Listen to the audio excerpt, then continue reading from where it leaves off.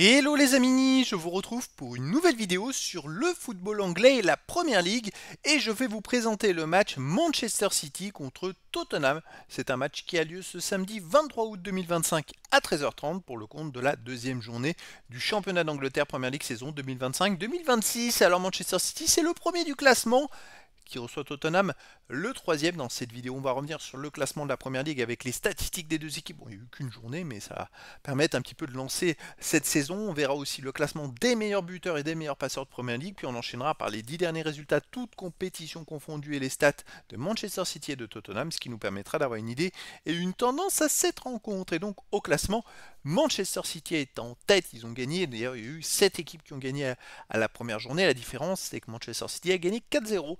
Et donc, c'est au goal average qui sont premiers. Et Tottenham est, on va dire, deuxième ex aequo, puisqu'ils ont gagné 3-0 à la première journée. Donc, ces deux équipes départent tambour battant le championnat. Ça va être un énorme duel entre les deux. Au niveau des meilleurs marqueurs, forcément, deux équipes, puisque City a marqué 4 buts et Tottenham 3.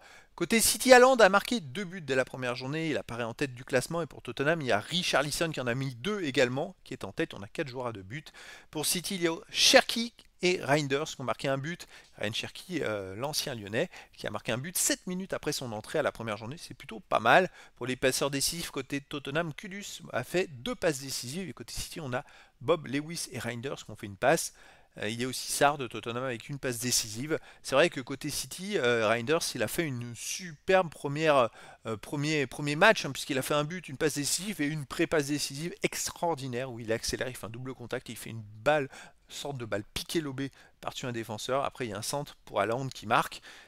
Ça compte pas dans les stats, mais voilà, il a fait un match extraordinaire. Alors les 10 derniers résultats, toutes compétitions confondues. City, c'est 7 victoires, 1 nul, 2 défaites, 28 buts marqués, 8 buts encaissés, plus 20 de différence de but. Ils ont récupéré quand même pas mal de jeunes joueurs, très bons. Et donc c'est une nouvelle saison qui commence pour eux, tambour battant. En amical, ils avaient battu Palerme. À noter qu'ils ont joué le championnat du monde des clubs. En juin, juillet, ils ont été éliminés, je crois, en huitième de finale par Al Hilal. C'était une grosse surprise, ils ont perdu 4-3. Personne ne s'attendait à ça, surtout qu'en poule, ils avaient gagné 2-0, 6-0 et 5-2. Et 5-2 contre la Juve, ce qui est quand même assez incroyable. Il y a eu un raté total. Mais c'est comme ça, et là ils redémarrent, ils ont beaucoup de jeunes joueurs. Ils vont être dangereux. Tottenham de son côté sur les 10 derniers matchs, c'est 4 victoires, 4 nuls, 2 défaites, 13 buts pour, 13 contre, 0 de différence de but. Ils ont commencé par gagner à la première journée contre Burnley 3-0, après pourtant avoir eu une petite désillusion, puisqu'en milieu de semaine, le 13 août dernier, ils jouaient la finale de la Super Coupe d'Europe. Ils ont mené 2-0 contre le PSG avant d'encaisser 2 buts à la 85e et 94e minute et de perdre au tir au but, où ils ont mené également au tir au but.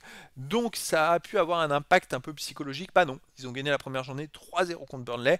C'est une équipe qui a pu mieux, je pense, se préparer que Manchester City pour cette nouvelle saison, puisque contrairement à City, ils n'ont pas joué le championnat du monde des clubs, donc ils ont repris en juillet, alors que City a repris beaucoup plus tard, puisqu'ils ont joué leur huitième de finale le 1er juillet. Donc City a repris plus tard que Tottenham. Il pourrait y avoir un impact physique, mais et puis surtout au fait que City a beaucoup de jeunes joueurs, mais City a un effectif pléthorique avec beaucoup de turnover. Donc pour moi, City est favori.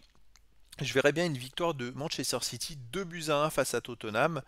Mais après, dans le foot, tout est possible. Et donc, les amis, je vous donne rendez-vous ce samedi 23 août 2025 à 13h30 pour le match de football de la deuxième journée du championnat d'Angleterre Premier League saison 2025-2026.